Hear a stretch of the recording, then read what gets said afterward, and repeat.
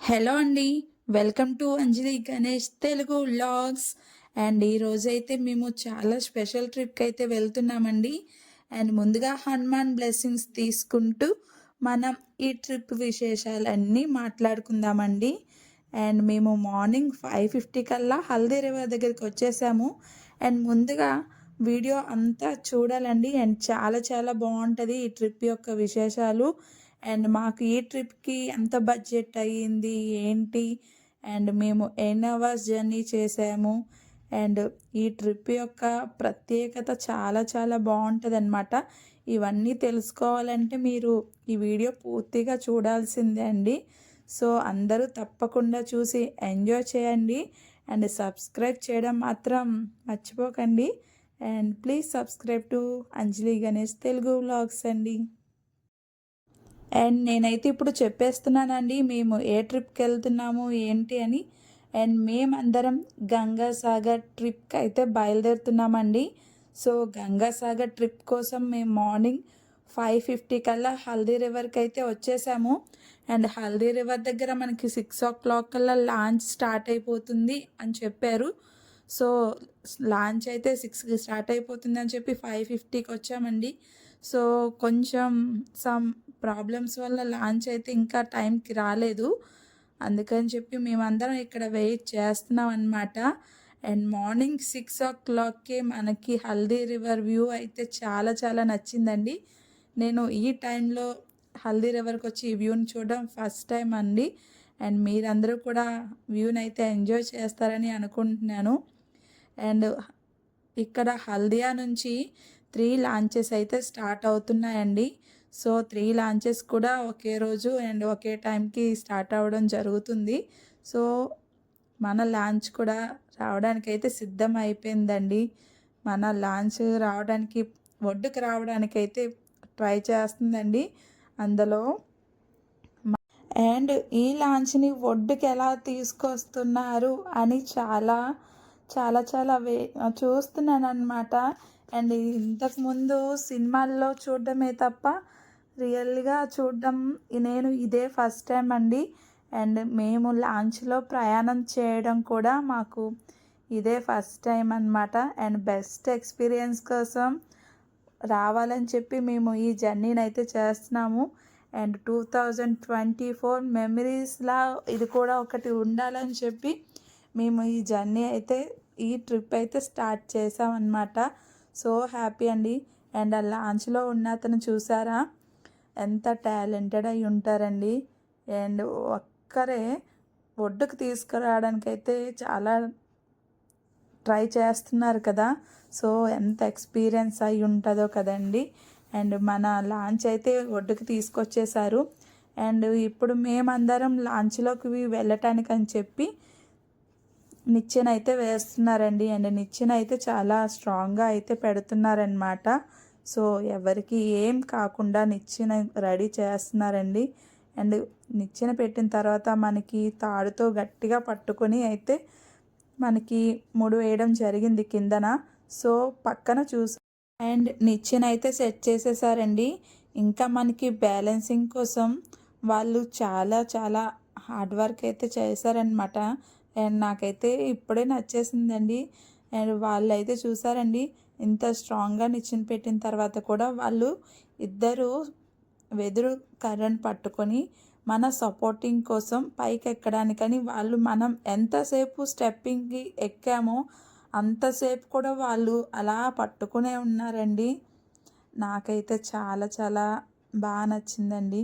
And నేనైతే ఇంకా అలా చూసుకొని ఉండిపోయాను అనమాట.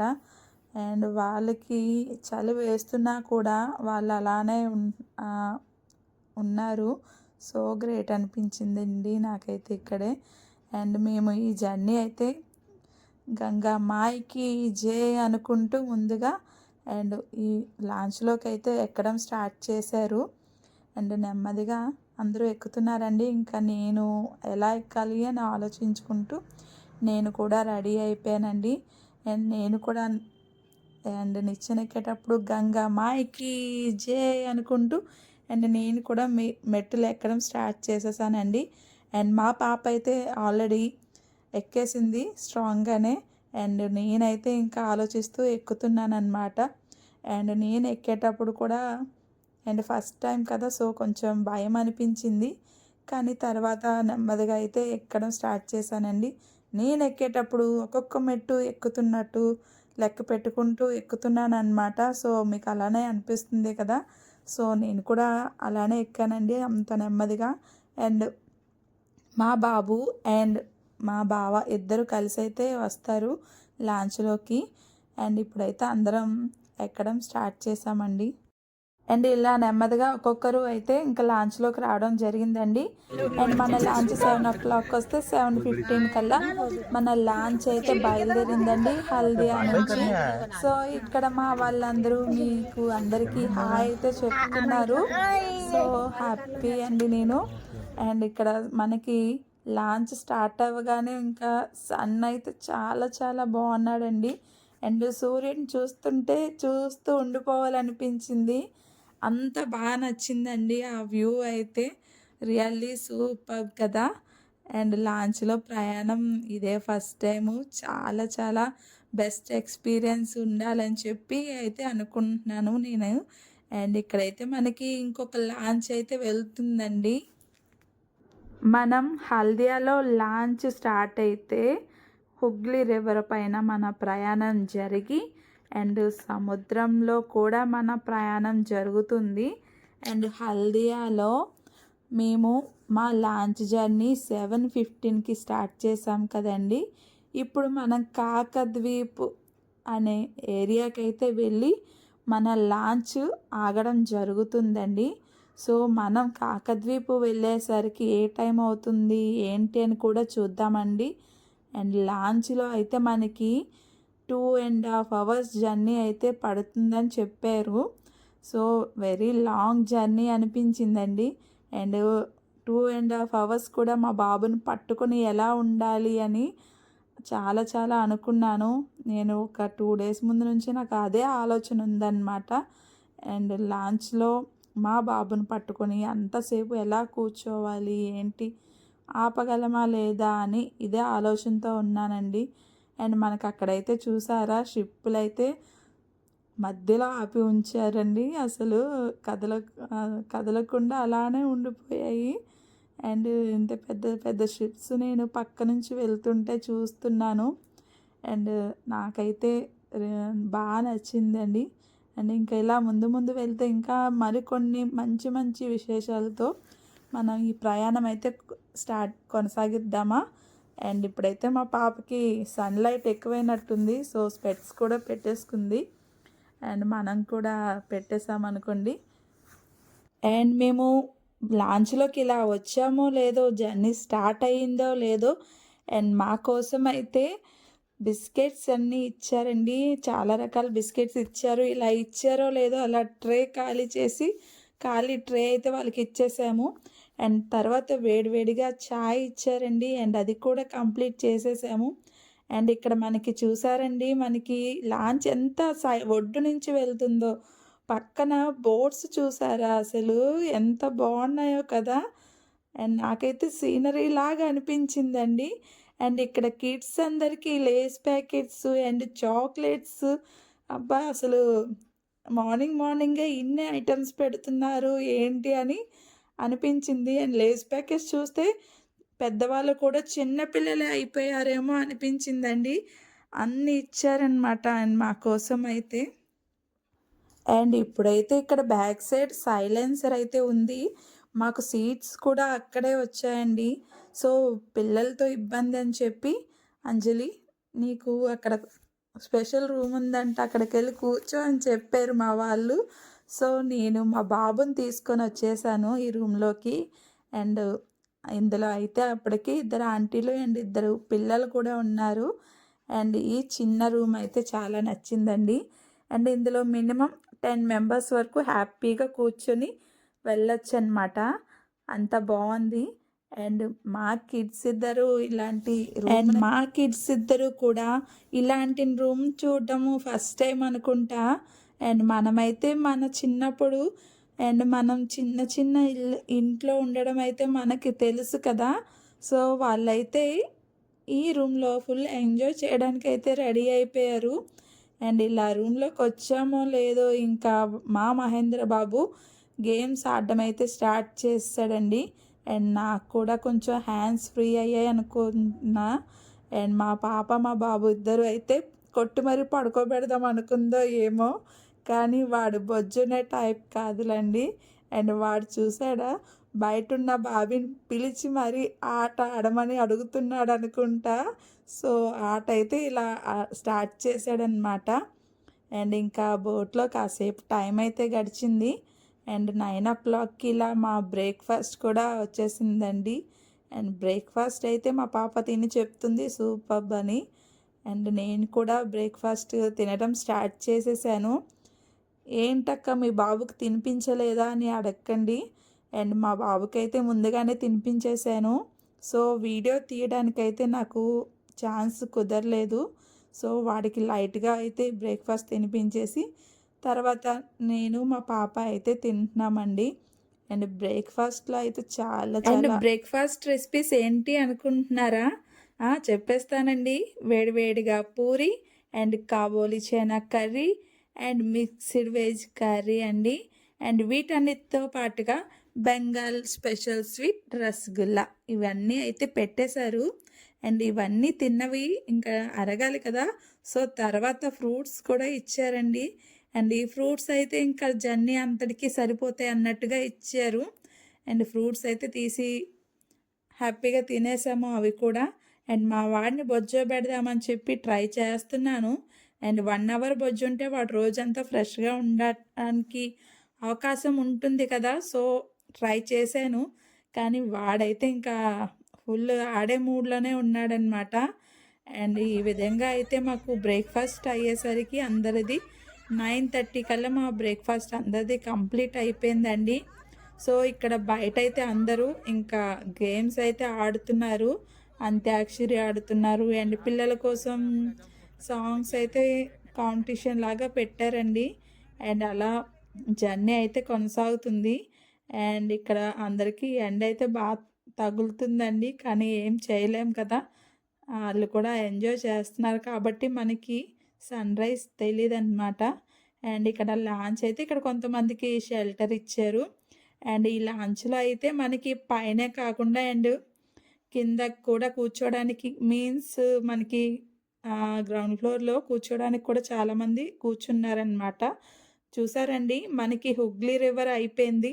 అండ్ ఇప్పుడు మనం సముద్రం దగ్గర మనం ప్రయాణం కొనసాగుతుందండి. అండ్ మనం ఇందాకైతే ఒడ్డు నుంచి వెళ్ళడం మీరు చూసారు కదా, సో ఇప్పుడు మనకి చూస్తుంటే మనకి దగ్గరలో ఎలాంటి వ్యూ కూడా కనబడట్లేదండి. సో ఇక్కడ ఇది వేవ్స్ చూడగానే నాకు సముద్రం అని అర్థమైంది. చాలా తెలివైందని అని మాత్రం అనుకోకండి, అండ్ మా ఫ్రెండ్స్ చెప్పారనమాట.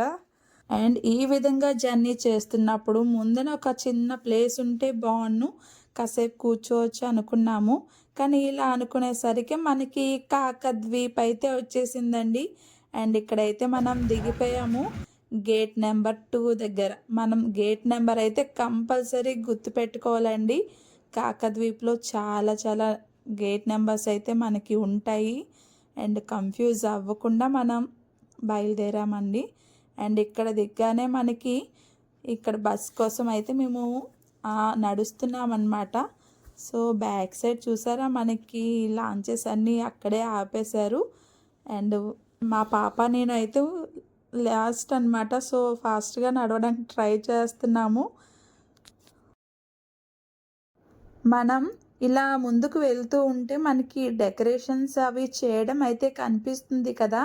సో మనకి ఇక్కడ కుంభమేళా జరగబోతుందండి. అందుకోసం అని చెప్పి మనకి ఇక్కడ ప్రిపరేషన్స్ అన్నీ జరుగుతున్నాయి. అండ్ ఇక్కడ చూసారా గడ్డితో మనకి ఇల్లును కూడా నేస్తున్నారు. సో బాగుంది. మా బావ అయితే అలసిపోయినట్టున్నారు, ఫేస్ వాష్ చేసుకుంటున్నారు. ఇప్పుడైతే మనం బస్కి వెళ్ళాలండి. 35 to 45 kilometers డిస్టెన్స్ అయితే ఉంటుందన్నమాట. అండ్ ఇక్కడ నుంచి నడుచుకుని వెళ్తే మనకి బస్ ఫెసిలిటీ ఉంటుంది. సో అది చూసుకొని మనం బస్ ఎక్కాలి. మే మే అంటున్నాయి మేకలు. ఆ? ఇక్కడ బాటిల్ ఖాళీ చేద్దామని వాటర్ తాగడానికైతే ఉన్నామండి. బాటిల్ అయితే ఖాళీ చేసి బ్యాగ్ చాలా వెయిట్ ఉంది. అండ్ బ్యాగ్ అయితే చాలా వెయిట్ ఎందుకు అయిందో తెలుసా అండి? అండ్ చల్లగా ఉంటుందని ఇంక క్లైమేట్ అని అనుకున్నాము, అందుకే స్వెటర్స్ అని ఇవన్నీ అన్నీ బ్యాగ్లో పెట్టేసి తీసుకొచ్చాము. కొన్ని బ్యాగ్లో మా వెంట తెచ్చుకున్నాము, కొన్ని ఏమో లాంచ్లోనే వదిలేసామండి. సో అందుకని చెప్పి బ్యాగ్ అయితే ఫుల్ వెయిట్ అయిపోయిందండి. ఇంక ఏదో ఒక విధంగా ఖాళీ చేయాలి కదా. బ్యాక్ సైడ్ ఉన్న భయ్య వాళ్ళని అడిగితే డిస్టెన్స్ మాకు కూడా తెలియదు, ముందుకు వెళ్ళండి అని చెప్తున్నారు. నేను ముందుకైతే నడిచేద్దాం. ఇప్పటి వరకు చలి, ఇప్పటి నుంచి ఎండ, డబుల్ క్లైమేట్ అన్నమాట ఇక్కడ. అండ్ ఇప్పుడైతే మేము ఈ భయ్య వాళ్ళని అడిగితే మీరు ఆ రూట్లో వెళ్ళాలని చెప్పారు. సో అదే రూట్లో మనకి ట్రక్స్ అయితే ఫుల్గా కనిపిస్తున్నాయి కదండి. అండ్ మేము ఇప్పుడు బస్ స్టాప్ కూడా వచ్చేసాము. అండ్ బస్ స్టాప్కి వచ్చిన తర్వాత అందరం ఫుల్గా అలసిపోయామండి. అండ్ పక్కనే మనకి చల్లని కొబ్బరి బొండాలు అయితే అమ్ముతున్నారు. సో అందరం ఒక్కొక్క బొండం అయితే తీసుకొని తాగేసాము. అండ్ ఈ జర్నీ మొత్తానికి మేము ఈ కొబ్బరి బొండాలు ఒక్కటే కొనుక్కొని తాగామండి. అండ్ ఒకటి 50 రూపీస్ అన్నమాట. అండ్ మనకి ఇలా బస్ స్టార్ట్ అయ్యిందండి.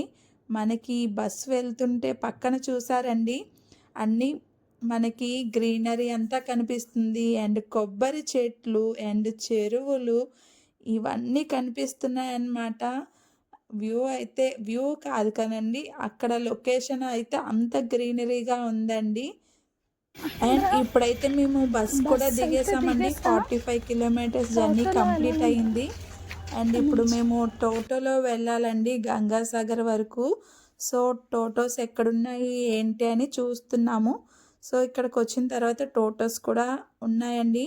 అండ్ ఇక్కడ మా వాళ్ళైతే చెప్పారు టోటోస్ కూడా మనం అండ్ అమౌంట్ ఇవ్వవసరం లేదు, అన్నీ వాళ్ళే చూసుకుంటారని చెప్పారు.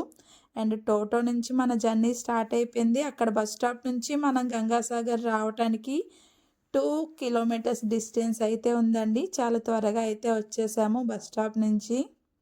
అండ్ మనమైతే ఇప్పుడు గంగాసాగర్ దగ్గరికి వచ్చేసామండి. అండ్ గంగాసాగర్ ప్రాముఖ్యత మనందరికీ తెలిసిందే కదా. మన చరిత్రలు కూడా గంగాసాగర్ యొక్క ప్రాముఖ్యతను అయితే తెలియజేస్తున్నాయి. అండ్ మేమైతే ఇదే ప్లేస్కి రావడం చాలా చాలా హ్యాపీగా అనిపించిందండి. అండ్ గంగాసాగర్ కుంభమేళ మనకి జనవరిలో జరుగుతుంది. అండ్ మనకి జనవరి 10వ తారీఖు నుంచి అండ్ 18వ తారీఖు వరకు కుంభమేళ జరుగుతుందండి. జనాలు అయితే ఇంకా లక్షల్లో వస్తారని అంచనాలు అయితే ఉన్నాయండి. సో మేమైతే ఇదే టైంలో వచ్చాము. అండ్ మకర సంక్రాంతి రోజు ఇంకా లక్షలు అంటే కౌంటింగ్ ఉండదన్నమాట. అంతమంది జనాలు అయితే రావడం జరుగుతుందండి ఈ కుంభమేళాకి. సో మకర సంక్రాంతి రోజు అంటే చాలా చాలా స్పెషల్గా వీళ్ళు ఫీల్ అవుతారండి. అండ్ ఇక్కడ గంగా స్నానాలు చేయడం అయితే సో నాకైతే ఈ ప్లేస్కి రాగానే ఇంకా చాలా చాలా బాగా నచ్చిందండి. అండ్ మనకి గంగాసాగర్ అంటే పవిత్రమైన గంగా నది సాగర తీరంలో కలిసే ప్లేస్ అండి. సో అందుకే మనకి ఇక్కడ గంగాసాగర్ అని, గంగాసాగర్ మేళా అని ఇలా రకరకాల పేర్లతో అయితే పిలుస్తారు. మనకి ఇక్కడ ఏమంటారంటే సారే తీర్థ్ బార్ బార్ గంగాసాగర్ తీర్థ్ ఏక్ బార్ అంటే గంగాసాగర్కి ఒక్కసారైనా రావాలి, చూడాలి అండ్ దాని యొక్క ప్రత్యేకతలు తెలుసుకోవాలి అని చెప్తున్నారండి. తప్పకుండా అయితే గంగాసాగర్కి అందరూ రావడానికి అయితే ట్రై చేయండి.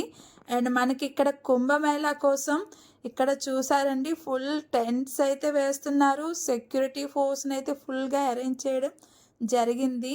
అండ్ మనం ఇప్పుడు కపిల్ మునీశ్వర స్వామి టెంపుల్కి అయితే వచ్చేసామండి. అండ్ వచ్చిన తర్వాత మనకి వీడియో ఎలా చేస్తారో లేదో అని డౌట్ అయితే ఉంది.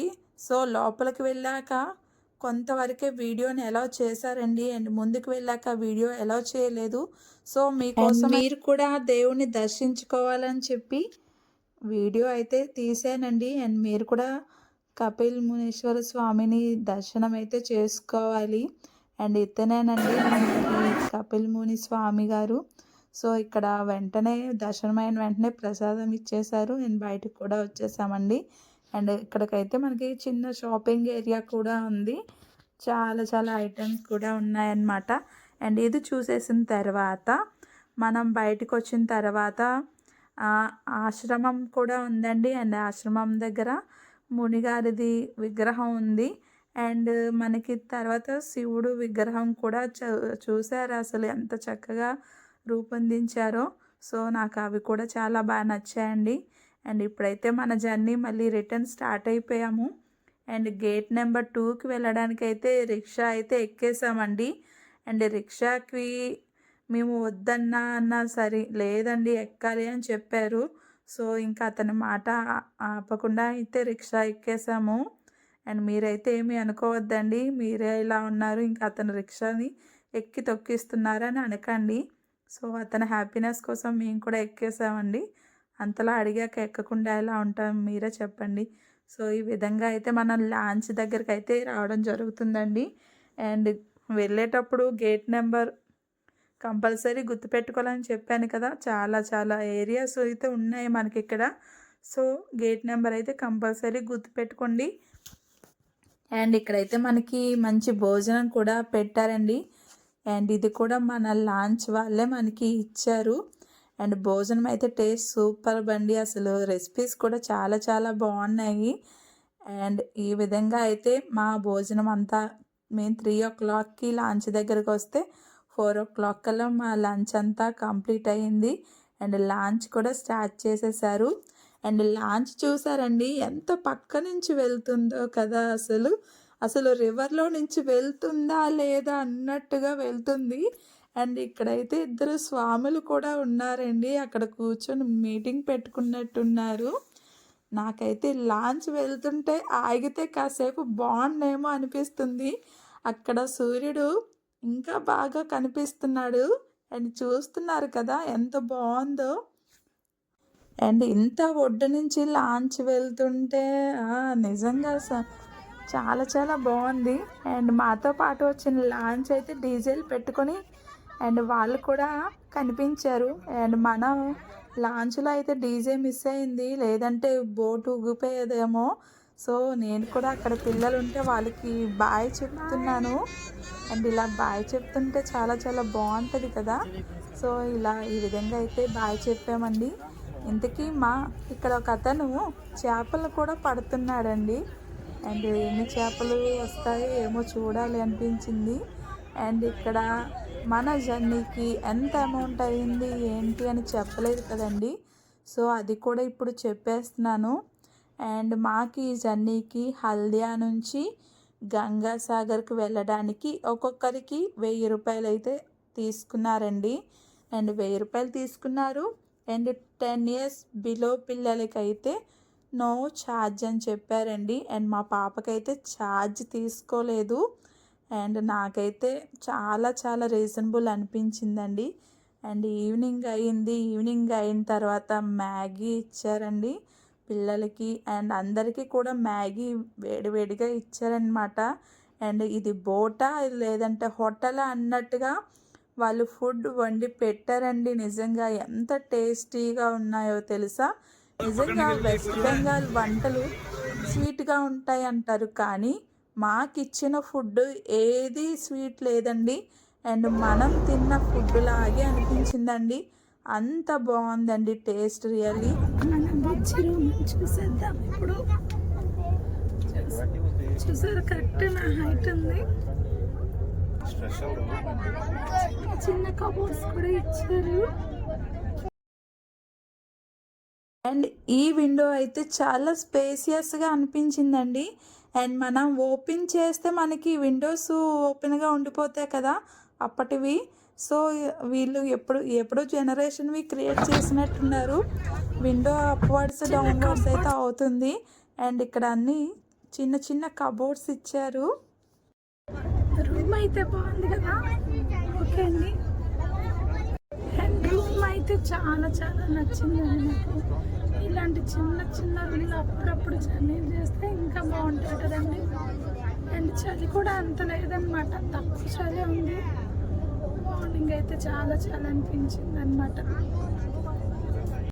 అండ్ మేము ఇచ్చిన 1000 రూపాయలకి కూడా వీళ్ళు పెట్టిన ఫుడ్ అసలు ఏం పెట్టారండి. అసలు మనకి కొత్తగా పెళ్ళైతే అల్లుడు ఇంటికి వచ్చాక ఎన్ని ఐటమ్స్ పెడతారో వీళ్ళు కూడా అన్ని ఐటమ్స్ పెట్టారండి. చాలా చాలా టేస్టీగా ఉన్నాయి అసలు. అండ్ మీరే చెప్పండి, 1000 రూపాయలకి ఇది అంటే రీజనబుల్ అనిపించిందా, తక్కువ అనిపించిందా, ఎక్కువ అనిపించిందో కామెంట్ అయితే చేయండి. ఓకేనండి. అండ్ మీ అందరికీ కూడా వీడియో నచ్చినట్లయితే తప్పకుండా లైక్ చేయండి అండ్ సబ్స్క్రైబ్ చేయడం మాత్రం మర్చిపోవద్దండి. అండ్ ఇప్పుడైతే మా లాంచ్ని ఆపడానికి అని చెప్పి ఏరియాని అయితే చూస్తున్నారు. సో ఇలా అయితే జరిగిందండి మా జర్నీ.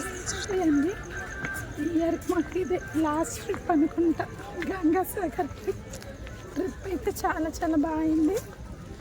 ఫుల్ ఎంజాయ్ అయితే చేసామన్నమాట. Bye bye. Good night. Bye bye.